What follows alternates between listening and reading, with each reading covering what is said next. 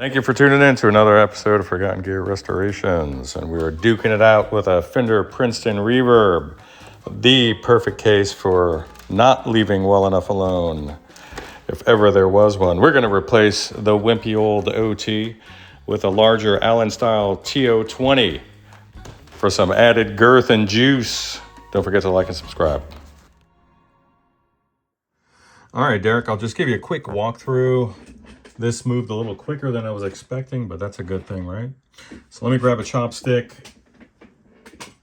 All right, so just for the rest of the guys out there, I replaced the stock Fender output transformer with an Allen type TO20.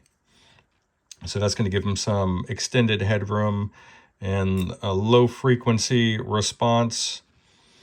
Now take a quick look here. I tested your caps here and your resistors. Amazingly, these guys are holding up. I find that the blue ones tend to hold up better than the gray equivalents. So here is the new wiring for your output transformer. And we went direct to the tabs here. I kept the lead length as long as I could on this guy. You could actually sell it to reclaim some of your money, or you can just keep it as a backup, whatever you want to do. But yeah, and the usual with the Fender reissues with this style of chassis is that everything was loose. From your power switch all the way over to the RCA jacks here. Same thing with your input jacks. I removed all of your knobs here across the front, tightened up the hardware, dusted and cleaned the control panel and the knobs themselves, and corrected a couple solder joints on the control panel board here. Pardon interruption, I just used that time to flip her around. But yeah, corrected a couple solder joints on the input board, and then a couple here along the front control panel. And here's just another angle of your wiring. Everything's great. Your bias pot was pretty loose, and as well as your power amp ground here. Not too big of a deal for these guys to loosen up, because you're not relying on the pot body to ground it to the chassis. So, but it's still something you want to have tightened up. So, and Fender did you the courtesy of including backup rectifier diodes, which is something that I would recommend be done to all these amps. And yeah, that's it, man.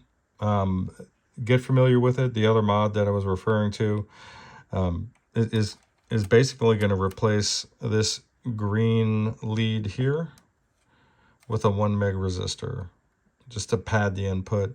And I can go into technical details on a later video, but if you guys go over to one of the basement videos that I did, you can actually see what that looks like on an oscilloscope, for if you want to see what grid conduction looks like. So that's about it, man. I'm going to do a little bit more cleanup on the sockets below deck here, and then I'll make sure your bias is in range as appropriate, and we'll just take it from there. Bye-bye.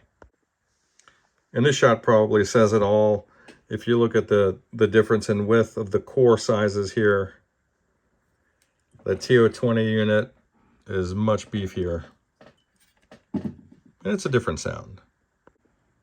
Okay, and we have an initial power up. And by the way, this amp is from 2008. These are all the original tubes.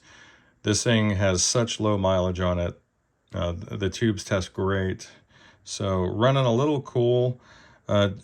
Speaking in generalities, you want to see this for this given plate voltage. This is plate minus cathode voltage, by the way. You want to see this between 20 and 23. So I'll just warm it up to 20, and we'll do a sound sample after that. All right, Derek, let's get you some sounds going there, buddy. Single coil noise, that's my guitar.